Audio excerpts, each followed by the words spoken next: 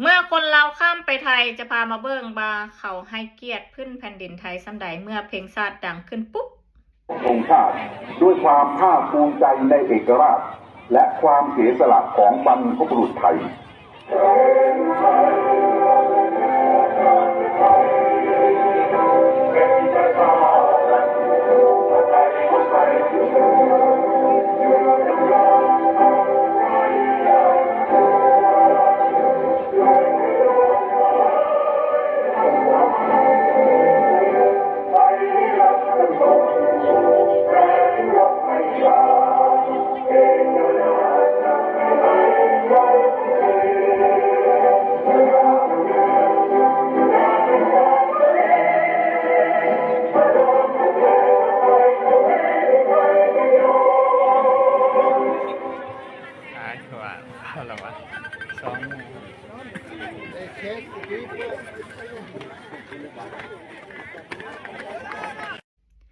นี่เนาะนะ